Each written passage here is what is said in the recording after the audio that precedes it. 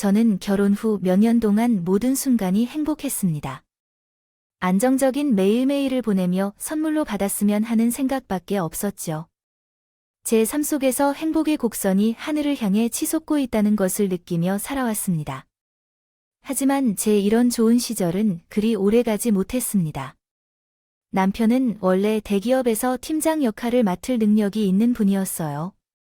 친한 언니의 소개로 만난 남편과 2년 동안의 연애 끝에 결혼하게 되었고 사랑스러운 두 딸을 낳았습니다. 그렇게 몇 년 동안은 꿈꿔왔던 결혼 생활을 영위했습니다.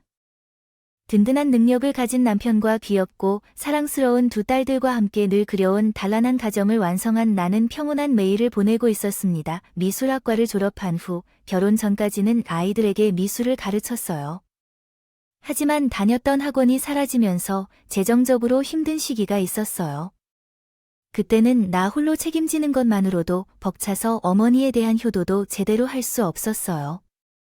그러나 결혼 후에는 재정적으로 점차 나아지며 결혼 전에 어머니에게 이루어지지 못한 효도를 할 수 있게 되었어요. 매주 혹은 최소한 2주에 한 번은 찾아갔고 어머니는 손녀들과 함께 식사를 하면서 나의 이야기를 들어주셨어요. 매달 용돈도 챙겨드릴 수 있게 되었어요. 어머니는 항상 강조하셨습니다. 효도한다는 말고 애쓰지 말라고. 효도에 별거 있니? 내가 잘 사는 걸 보여주는 게 바로 효도야. 엄마는 내 곁에서 내가 잘 사는 모습을 보는 것만으로도 행복해. 그렇게 말씀하시는 엄마가 정말 고마웠어요. 그리고 제게 남편에게도 진심으로 고마웠어요. 남편은 시댁과 부모님 양가에게 똑같이 아낌없이 베풀었어요. 양가 부모님 둘 다 섭섭해하지 않도록 말이죠. 명절이면 명절, 생신이면 생신, 같이 선물과 용돈을 가져가서 인사를 드리고 축하를 했어요. 그게 고마웠어요. 남편에게서 아내로서 할 수 있는 모든 지지를 충실히 했어요. 이렇게 꿈꾸던 가족을 이루었어요. 우리 집이 한꺼번에 무너질 것처럼 큰 충격이 찾아왔습니다. 남편이 40대 초반에 희귀병을 진단받게 되어 회사에서 계속 넘어진다고 했을 때 이상하다는 생각이 들었습니다. 이후 남편의 유독 팔이나 모기 의지와 상관없이 반복적으로 움직이거나 비틀리기 시작했습니다. 남편과 함께 대학병원을 찾아가 진단을 받았고 그 결과 희귀한 근육긴장 이상증인 근육경련증이라는 진단을 받았습니다. 이 병은 금방 나은다는 가능성도 있지만 금방 낫지 않을 수도 있습니다. 희귀병이라 그 언제 낫는지에 대한 통계조차 없습니다. 지금 당장 할 수 있는 치료를 하면서 나아질 방법을 찾아봐야 해요. 엘사 선생님 말씀은 귀로 들릴 때는 했지만 머릿속에서는 제대로 이해되지 않았어요. 이게 정말로 우리에게 일어난 일인지 실감이 안 나서요. 남편이 희귀병에 걸렸다는 소식에는 믿을 수가 없어서 놀라고만 있어야 했어요. 시간이 지나면서 남편은 이전처럼 걸어다니거나 일상생활을 할 수 없게 되었어요. 몸이 남편의 의지와는 무관하게 비틀거리거나 꼬이며 이상한 움직임을 보였어요. 회사에서 일하는 것조차 더 이상 불가능해졌죠. 그래도 회사에 나가겠다고 고집을 피웠지만 휴직이 끝나던 날 아침 출근을 위해 제대로 걸을 수도 없다는 것을 알자 자진해서 퇴사를 하게 되었어요. 그 후 남편은 바람 빠진 공처럼 침대 위에서 멍한 표정으로 병원에 입원한 라인만 기다렸죠. 한순간에 가장이자 팀장이었던 남편은 병원 신설을 지게 되었어요. 병원에 입원하던 날 휠체어 위에서 팔이 저절로 뒤틀리던 남편을 보는 것이 어찌나 가슴이 아프고 힘들었던지요. 그리고 이 모든 것이 갑작스러워서 저는 충격 속에서 하루하루를 보내게 되었어요. 난생 처음 들어보는 이름의 희귀병이 제 행복이 모두 담겨있던 가정을 병을 이기지 못하고 있었습니다. 보험이 적용되지 않는 병이었기 때문에 병원비도 많이 들었고 그 비용을 감당하기가 어려웠습니다. 처음에는 재활 운동만 한다면 금방 나아질 것으로 생각했었지요. 3개월 정도만 지나면 상태가 개선될 것이라고 희망했습니다.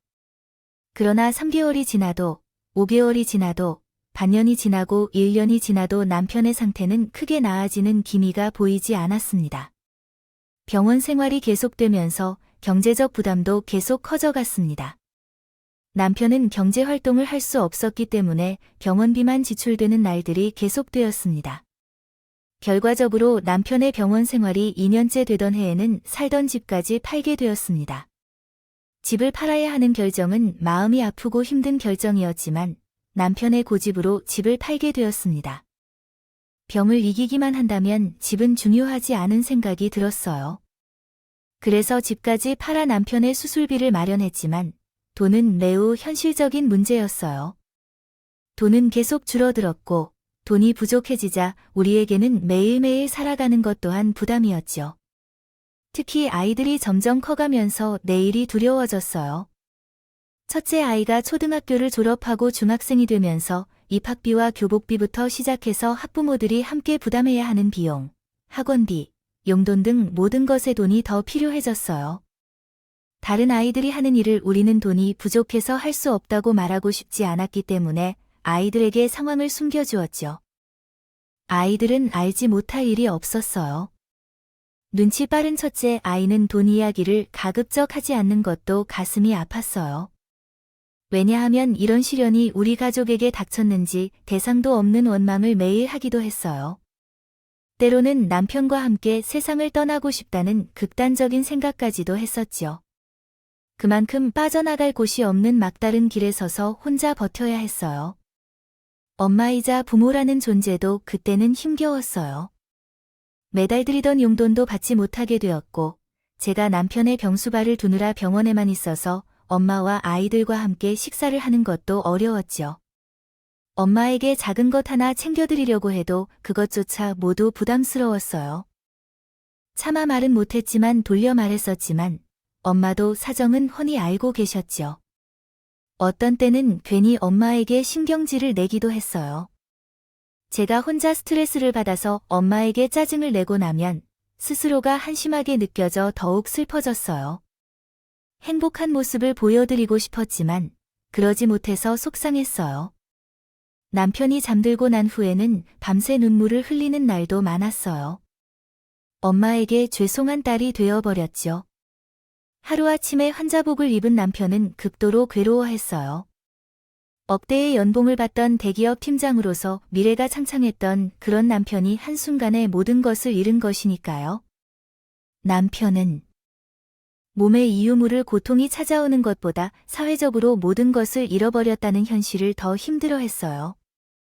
그래서 어느 순간부터 남편은 사람을 피하기 시작했죠. 병원에는 딸들뿐만 아니라 직장 동료, 친척, 이웃 등 아무도 오지 못하겠어요. 병문안을 거절해서 아픈 모습을 누구에게도 보이고 싶지 않았어요. 결국 남편 곁에는 제외하고는 다른 사람이 없었죠. 저는 하루 24시간 매일매일을 남편에게 붙어 있어야 했어요. 이렇게 남편 곁에 항상 붙어 있으면서 아이들을 돌보고 가정을 살피는 일은 점차 친정엄마에게 의지하게 되었어요. 사실 친정엄마에게 너무 많이 의지하게 되었죠. 아이들의 교육과 공과금을 내거나 필요한 생필품을 구입하는 일, 아이들을 학원에 데려다 주거나 저녁 식사를 준비하는 일 등을 모두 친정엄마가 맡게 되었습니다. 엄마는 사고가 날까봐 몇 년 전에 운전을 다시 배워야 했습니다. 아이들을 편하게 데려다 주기 위해 운전을 해야 했기 때문입니다. 그렇게 엄마가 아이들을 키우는 동안 저는 혼자 남편 병수발을 이겨내는 어려운 시간을 보냈습니다. 엄마가 없었다면 그 어려운 시기에 우리 아이들을 어떻게 키워야 했는지 상상할 수조차 없어요. 그러나 엄마가 있어서 남편과 제가 견뎌낼 수 있었습니다. 어느 날 내가 엄마에게 대해 미안하다고 말하며 눈물을 보슬보슬 뉘었던 기억이 있습니다. 흘린 적도 있었어요. 엄마가 너무 걱정하실까봐 엄마 앞에서 울지 않으려고 노력해왔는데 그렇게 버틸 수 없는 날도 있었어요. 그때 엄마는 이렇게 말씀하셨어요. 죄송할 게 뭐 있어. 엄마는 다 그런 거야. 내 딸 행복하라고 모든 걸 할 수 있는 게 엄마야. 엄마는 예전처럼 너희 가족이 단란하고 행복하게 사는 모습만 볼 수 있다면 모든 걸 할 수 있어네. 행복이 엄마의 남은 삶에 남은 마지막 소원이야.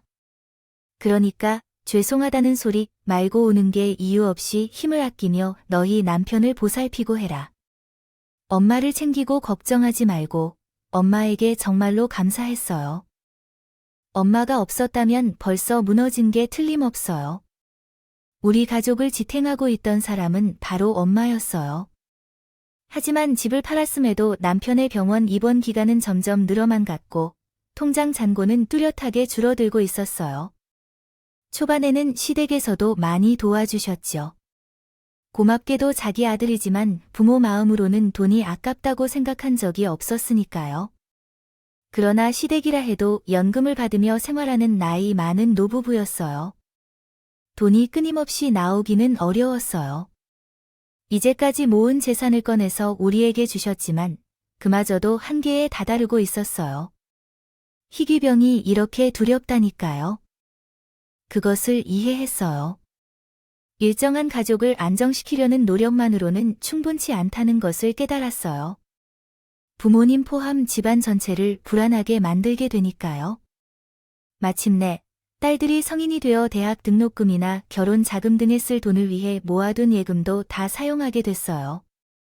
그동안 모은 돈과 남편의 퇴직금, 그리고 팔아버린 아파트로도 살아갈 수 있었던 돈까지 모두 남편의 병원비로 소진되었어요. 그럼에도 불구하고 남편이 생존할 수 있다면 돈은 다시 벌 수 있을 거라는 생각을 했었지만 잠시 후 이것 역시 무너졌어요. 병원비가 더 이상 나오지 않아서 곤경에 처한 제 상황을 본 엄마가 집의 1층을 팔기로 결정했어요. 저는 그 사실을 알고서 더 이상 눈물이 고개에 부었어요. 울었습니다. 엄마는 2층짜리 낡은 단독주택에서 살고 계셨는데 그 집이 엄마의 전 재산이나 다름이 없었습니다. 그럼에도 불구하고 엄마는 그 집의 절반을 내놓으셨던 것이었습니다. 정말 더 이상 떨어질 수 없는 듯한 절망감에 마음이 미어졌습니다. 엄마의 집까지 우리 가족을 유지하는 데 흡수된 것이었습니다. 극단적인 생각까지 혼자 했던 때가 바로 그때였습니다. 그 이야기를 들은 시아버지와 시어머니가 친정엄마의 집으로 뛰어왔습니다. 양가 부모님의 모습이 모두 똘똘 뭉친 모습을 볼 수 있었습니다. 시아버지와 시어머니는 친정엄마 앞에 무릎을 꿇고 두 손을 붙잡고 있었습니다. 이야기하셨어요. 사돈, 이렇게까지 하시면 안 되는데요. 집이 사돈의 가진 전부 아닙니까? 노를 여기서 편히 보내셔야 하는데 우리 아들이 아파서 사돈의 집까지 팔게 되어서요. 아주이가 죄송해서 얼굴을 어떻게 들고 다니겠습니까, 사돈? 그렇게까지 하지 않으셔도 됩니다. 그러자 엄마는 이렇게 말씀하셨어요. 우리 사위가 저한테 얼마나 잘했는데요. 이런 정도는 아무것도 아닙니다. 이 낡은 집도 다 사위가 쟤를 위해 고친 집이에요. 아직도 기억이 납니다.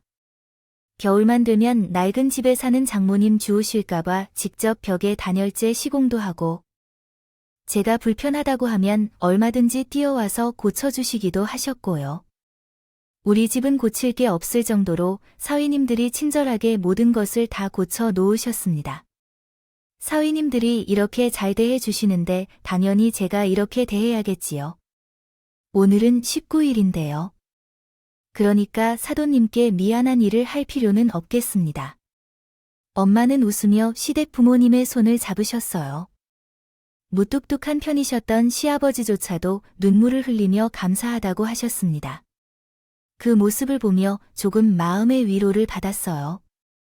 친정엄마와 시어머니, 시아버지께서 남편과 우리 가족을 위해 이렇게까지 마음을 다해주시는 모습이어서요.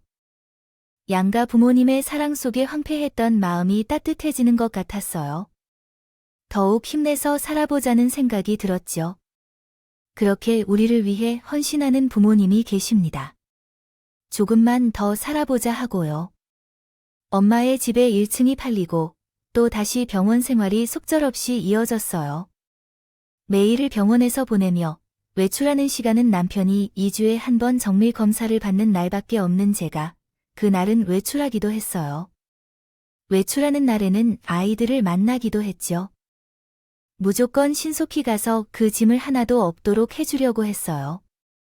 제 나이 많은 어머니는 딸과의 관계를 위해 집을 내어주고 아이들을 키우느라 수고하셔서 저는 그런 어머니를 도와드리고자 한 그 마음이었습니다. 어머니의 집에 도착해서 문을 열고 들어가자 1층에 내려간 마당에서 어떤 일에 인사를 했어요. 마당엔 마르고 빈약한 아이가 어머니와 함께 공을 던지며 놀고 있었어요. 제가 엉성하게 인사를 했지만 아이와 어머니가 학교에 가는 시간이었는데 둘이 놀고 있는 모습이 좀 이상했어요. 아이를 더 자세히 보니 머리카락이 하나도 없고 팔다리도 너무 가늘었어요. 얼굴도 창백하고 나약해 보였습니다. 눈 밑이 쿡했다. 아무리 봐도 아프거나 병인 것 같은 형편이었다.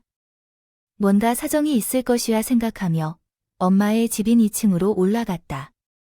2층 난간에서 내려다보니 마당은 아래층 집과 엄마의 집으로 반으로 나눠져 있었다.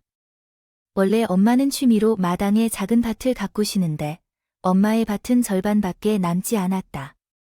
그것을 보고 있으면 엄마의 노후 자금이 절반으로 줄었다는 것이 실감이 났다. 나는 더욱 죄책감을 느끼며 집으로 들어가서 화장실로 들어가는 소리가 크게 들렸다.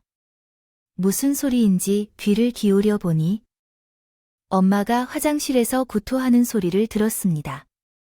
깜짝 놀라서 화장실로 뛰어갔는데 엄마가 변기에 음식을 토하고 계셨어요. 엄마, 왜 그래요? 무슨 일이에요? 왜 이렇게 다 토해내고 있어요? 라고 했지만 놀란 나의 목소리를 듣고 힘겹게 고개를 돌려 나를 봤어요. 그러더니 그냥 먹던 음식이 체한 것이라며 화장실에서 나가도록 말씀하셨지요. 그 후에도 한동안 계속되는 구토 소리에 나는 안절부절 못하고 기다렸어요. 엄마가 화장실에서 나오자 병원에 가려고 했지만 엄마는 끝까지 단호하게 거절하셨어요. 몇 번을 실갱이를 해도 싫다고 고집을 부리셨죠.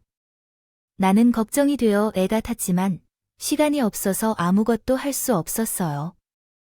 결국 제가 혼자 병원에 가서 위장약을 타고 엄마에게 가져다 준 뒤 정신없이 다시 병원으로 돌아가야만 했습니다. 그리고 며칠 뒤 신이 난 딸들의 전화를 받았어요. 딸들은 오랜만에 밝은 목소리로 말했죠. 엄마, 아래층 아저씨와 아줌마가 우리를 놀이공원에 데려갔대. 아랫집에 같이 가기로 했어. 응, 다 같이. 아이 진짜 신나. 놀이공원 정말 오랜만이잖아. 이렇게 신이 난 딸들의 목소리는 몇 년 만에 들은 것 같았어요. 아이다운 제대로 웃는 목소리였습니다. 저는 딸들의 신이 난 목소리를 듣는 것에 기뻤지만 한편으로는 아픈 아빠 눈치를 살피느라 웃지도 못한 딸들이 측은하기도 했습니다. 저번에 스쳐 지나가며 보았던 아랫집에 살아가는 아이와 우리 딸들을 보면 이미 친해진 것 같았어요. 그렇게 주말에 아랫집 부부가 딸들을 놀이공원에 데려다 주신 덕분에 저도 하루 쉬어보기 좋았어요. 딸들이 놀러간 후에는 엄마가 전화를 통해 말씀하셨어요. 소녀들이 너무 즐겁다고 해서 다른 아이들은 주말이나 방학에 부모님과 여행을 가거나 다양한 곳을 방문하는 것 같은데 우리 손녀들은 어디에 가고 싶다는 말을 잘 하지 않아. 아이들이 어느 정도 망설이는 것 같아서 어쨌든 오늘은 나도 하루만큼 푹 쉬어야겠어. 이렇게 가끔 아랫집 부부가 딸들을 보게 된 덕분에 엄마도 가끔은 쉴 수 있는 시간이 생겼어요. 정말 좋았어요. 감사하게 생각했습니다. 아랫집 부부께 제대로 된 인사를 한번 해야겠다고 생각하던 때 그 부부가 집을 다른 사람에게 팔고 이사를 나갔다는 소식을 들었어요. 정말 아쉬운 일이었고 제대로 인사를 못한 것이 미안했어요. 어쨌든 새로운 사람이 들어와 살게 되었고 엄마와 딸들은 아쉽지만 다시 원래의 생활에 적응해 나갔어요. 그러던 어느 날 딸들이 시댁으로 놀러 갔던 때였어요. 그날에도 엄마는 딸들이 떠난 뒤에 저에게 전화를 했는데 손녀들이 걱정하신다고 하고 손녀들이 없는 동안 하루 푹 쉬겠다고 말씀하셨어요. 하지만 엄마는 하루가 아니라 완전히 푹 쉬고 싶으셨던 것 같아요. 엄마는 그날 자리에 있으시는 동안 깨어나지 못하셨어요. 병원으로 실려온 엄마의 몸을 검사한 의사에게 험한 이미 위암이 꽤 진행된 상태였다는 이야기를 들었어요. 본인이 고통스러워서 절대로 모를 리가 없을 거라고 했어요. 저는 숨을 쉬지 않는 엄마를 망연자실하게 바라보았어요. 남편이 아픈데 본인까지 짐이 될까 봐 엄마는 여태 병색을 숨기고 계셨던 거였어요. 검사 한 번, 치료 한 번이라도 받아보실 수 있게 할 걸 구토를 하는 엄마가 단순히 체했다고 하는 말을 왜 고지곳대로 믿었을까요? 제 코가 석자라는 이유로 엄마에게 신경을 못 쓰고 무심했구나 싶어 가슴이 무너졌어요. 편안한 오후도 못 보낼 지경까지 고생만 시키며 지낸 것 같아서요. 병원 침상 위에서 엄마의 손을 붙잡고 흐느껴 울었습니다. 엄마, 미안해요. 엄마 아프다는 걸 모르고 정말 미안해요. 나 하나도 모르고 엄마가 아픈 줄 알아봐야 했는데 진짜 한 번 못 이룬 걸 알고 엄마 정말 죄송합니다. 미안합니다. 남편이 아파도 엄마를 보내선 안 된다고 했었는데 다시 어둠 속으로 들어간 느낌이 들었습니다. 말이 없는 엄마를 잡아도 말도 못했고 눈물만 흘렸습니다. 장례 준비를 위해 남편에게 반나절 동안 돌볼 사람을 찾게 되었고 딸들은 어쩔 수 없이 한동안 시댁에 맡겨야 했습니다. 혼자서 엄마의 장례를 준비하기 시작했어요. 세상에 남은 것 같았어요. 남편의 빈자리를 더 크게 느끼게 해준 장례 준비에는 아무도 도와줄 사람이 없어서 시작했어요. 생각보다 장례 비용이 많이 필요한 상황이었어요. 그동안 남편의 병원비가 필요해 적금이나 다 깨버린 통에 엄마의 장례비를 위한 보험도 깨버린 상황이었거든요. 이런 상황 속에서 장례 비용은 큰 부담이었지만 엄마의 마지막 길을 제대로 모셔주고 싶었어요. 현실의 벽은 높아서 엄마의 장례식 앞에서는 계산기를 두드려야 했어요. 그래도 엄마를 배웅하는 마지막 순간은 죽음이라도 제대로 챙겨주고 싶어서 할 수 있는 모든 방법을 동원해 돈이 나올 구멍을 찾기 시작했어요. 그런데 아무리 찾아봐도 병원비를 지불할 돈이 더 이상 없었어요. 작은 돈까지도 다 써버려서 더 이상 남아있지 않았거든요. 저는 계속해서 여기저기 찾다가 심지어 8년 전에 돈을 빌려준 친구에게까지 자존심을 굽히며 연락했어요. 한 푼이라도 모아야 하는 상황이었거든요. 그리고 시댁에 관해 생각을 하기도 했지만 발걸음은 떨어지지 않았어요.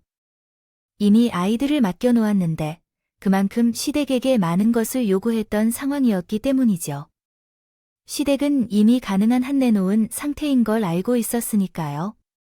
결국 엄마의 물건 중 일부를 처분하여 돈을 얻게 되었어요. 가능한 방법을 찾게 되었습니다. 당장 돈으로 변환할 수 있는 것은 오래된 엄마의 차였습니다. 오래되어서 다이다의 소리가 나는 차인데 아이들이 달달이라고 조롱하는 차였습니다. 비록 오래된 차였지만 돈으로 교환할 수 있기 때문에 중고로 판매하기로 결정했습니다. 운전석에 앉아 키를 찾던 순간 엄마의 차 안에 꽂혀있는 여행사진이 눈에 띄었습니다. 그 사진에는 활짝 웃고 있는 엄마와 두 다리를 걷어붙인 남편, 그리고 즐겁게 엄마와 남편에게 달라붙어 있는 아이들이 담겨 있었습니다. 그 풍경은 더 이상 볼 수 없는 순간을 포착하고 있었습니다. 그 여행은 우리에게 마지막 여행이 되어버린 순간이었습니다. 그 순간을 떠올리며 눈물이 주체할 수 없이 흐르기 시작했습니다. 흘리기 시작했던 남편의 희귀병으로 오랜 투병 생활이 되었고 우리 가정은 무너졌습니다. 어머니는 큰 병을 숨기다가 결국 힘들게 떠나셨고 모든 슬픔이 어우러져 흘러 넘쳤습니다. 눈이 퉁퉁 부을 때까지 울다가 제가 사진을 들고 남편에게 물었습니다. 여보, 어떻게 해야 할까요? 이제 자신이 없어요. 그래도 우리 엄마의 장례비만큼은 우리가 도와줘야 하는 게 아닐까요? 만약 당신이었다면 어떻게 하겠습니까? 하지만 이제 정말 돈이 없어서 정말 열심히 노력했지만 계속해서 이럴 뿐이에요. 우리 엄마의 장례식을 준비하는데도 제대로 할 수가 없어서 혼자서 또 펑펑 울었어요. 남편도 없고 엄마를 보내주는 장례비라도 어떻게 마련해야 할지 몰라 더욱더 힘들었습니다. 마련을 하겠다고 엄마의 나이 근처를 팔아야만 하는 이 상황이 정말 서러웠어요. 하지만 한참 울다가 냉정을 되찾고 생각했어요. 현실을 생각하면 딱히 다른 방법이 없기도 했어요. 가만히 앉아서 생각해보니 남편이라면 먼저 엄마를 잘 보내드리는 것이 우선이라고 할 것 같았어요. 그리고 그게 맞는 일이었지요. 결국 저는 엄마의 낡은 중고차를 중고차 매장에 등록하러 갔어요. 중고차 매장 사람들이 나와 차의 상태를 살펴보고 대략적인 판매 가격을 이야기해줬어요. 역시나 큰 돈은 아니었지만 그래도 장례비 마련을 위해서는 그 돈이라도 필요했죠. 차를 넘기고 병원으로 돌아온 뒤 며칠 뒤 중고차 업체 사장이라는 분이 저에게 연락을 했어요. 제 차가 너무 낡아서 팔 수 없지 않을지 걱정하며 전화를 받았죠. 그러나 중고차 사장님은 촬영에 대해 물어보는 것이 아니라 이상하게도 제 엄마에 대한 질문을 했어요. 어리둥절했지만 일단 대답을 했어요. 중고차 업체 사장님은 엄마가 살았던 집이 어디인지도 물었고 제 답변을 듣고 나서 당장 만나자고 했어요. 어색하긴 했지만 신상 확인이 확실히 되었기 때문에 다시 중고차 매장으로 갔어요. 매장에 도착했을 때 제가 통화로 대화를 나눴던 사장님이 제게 기다리고 있었어요. 사장님은 제가 상상했던 것보다 훨씬 젊은 남자였고 그는 테이블 위에 앉아있는 조에게 엄마의 차 안에 꽂힌 사진을 제게 건넸어요. 중고차를 넘기던 날 제 눈이 퉁퉁 부었는데도 불구하고 울면서 매장에 차를 넘기다가 부어오르는 눈 때문에 부끄러워 촉각적으로 서둘러 나왔을 때 그 사진을 그대로 두고 내려왔던 것 같았어요. 혹시 그분은 여기 계신 따님 분이신가요? 네, 그런데요. 그러면 자주 오시는 것 같네요. 어머님이시겠어요? 혹시 차를 팔게 된 이유가 있을까요? 아, 저희 엄마가 얼마 전에 암으로 돌아가셔서 장례 비용 때문에 차를 팔게 됐는데요. 그런 사정 때문에 이래서요? 조심스럽게 내게 질문을 하던 사장님은 내 이야기를 듣고 갑자기 눈시울이 빨개지며 눈물을 흘리기 시작했어요. 그리고 다른 사람들이 있는데도 감정을 주체하지 못하고 손수건을 꺼내 눈물을 닦으며 서럽게 훌쩍이기 시작했죠. 나는 너무나 당황하여 어떻게 해야 할지 몰라 하다가 계속 눈물을 흘리는 사장님에게 왜 눈물을 흘리시는지 이유를 물었죠. 사장님은 심호흡을 하면서 대답을 하셨어요. 그 집 1층에서 살던 신혼부부를 기억하시나요? 거기 살던 사람이 바로 저입니다. 나는 무슨 말인지 한참 생각한 뒤에 이해하고 깜짝 놀라며 말았어요. 1층에 살던 신혼부부인 우리 딸들은 챙겨주고 엄마께 하루라도 휴식을 주던 선하고 고마운 분들이셨습니다. 제가 제대로 인사를 드리기 전에 집을 팔고 이사를 나가셨던 분들이었죠. 아직도 한참 눈물을 흘리던 사장님이 진정을 하고 저에게 커피를 한잔하자고 말씀하셨어요. 저희는 자리를 카페로 옮겨 사장님은 눈물을 흘린 이유를 설명해 주셨죠. 사장님의 설명에 의하면 당시 사장님 부부의 아이는 희귀병을 앓고 있었다고 했어요. 저는 그 이야기를 듣고 딱 한 번 보았던 그 아이를 떠올렸어요. 학교에 있을 시간에도 또래와 달리 집 마당에서 엄마와 놀고 있던 아이가 너무 말랐고 헬쑥했던 그 아이였죠. 그 아이도 우리 남편처럼. 희귀병을 앓고 있었던 사장님 부부는 아이의 병원비 때문에 모든 돈을 써버리고 대출을 받아 이자 문제에 허덕이다가 마침내 집마저 헐떡이게 되었습니다. 정말이지 돌이킬 수 없는 상황으로 길거리에 앉아서 좌절해 있을 때 우린 인연인 부동산 업자 부부를 마주쳤죠. 우리 엄마가 일순간에 부부의 상황을 이해하고 동정하여 자신의 1층 집을 내어주었다고 당신이 말씀하였습니다. 부부가 집을 사서 대금을 나누어 놔둘 수 있도록 대신해 주셨고, 당시 우리 딸들이 시댁에서 지내고 있었으므로 부모가 일할 수 있게 아이를 돌봐 주셨다고 합니다. 그때 어머님이 계시지 않았다면 저희 부부는 이미 이 세상 사람이 아니었을지도 모릅니다. 그대는 저희도 너무 힘들다 보니 그러면 안 되지만 아이까지 데리고 극단적인 생각과 자기도 했으니까요. 그때 저희의 사정을 알고 집을 내어주신 어머님께 얼마나 감사했는지 몰라요. 그 따뜻함을 항상 기억하면서 언젠가 은혜를 갚으려고 했는데 돌아가셨는지는 몰랐습니다. 저는 그 당시 병원에서만 생활을 하고 있었기 때문에 그런 내용은 전혀 모르고 있었어요. 그냥 엄마가 집을 팔아 보내주시는 돈으로 매달 병원비를 내고 있었죠. 엄마가 사장님 부부를 조건 좋게 받아주고 보살펴준 것은 모르고 있었어요. 있었지만 엄마가 왜 그런지에 대한 이유를 알 것 같았어요. 엄마는 희귀병을 앓는 아이를 보면서 남편이 일어서기를 기도하셨을 것입니다. 아마 엄마도 사장님 부부와 아이를 보면서 우리 가족을 생각하셨을 거예요. 희귀병을 앓고 있는 제 남편이 일어날 수 있기를, 그래서 우리 가족이 다시 행복해질 수 있기를 기도하는 마음으로 그러셨을 것 같아요. 엄마라면 그러셨을 거예요. 그렇게 말하고 우리 두 사람은 다시 한참 눈물을 흘렸어요. 우리 둘은 같은 아픔을 알았기에 또 그것을 품어준 엄마의 마음을 이해했기에 눈물이 계속 흘렀어요. 이 눈물은 흘러도 마르지 않는데, 그리고 사장님은 그간의 이야기도 해주셨어요. 어머님 덕분에 저희 부부는 힘을 내서 열심히 일했습니다. 돈이 없어 허덕이지만 그간 키워놓았던 중고차 사업을 더 열심히 했어요.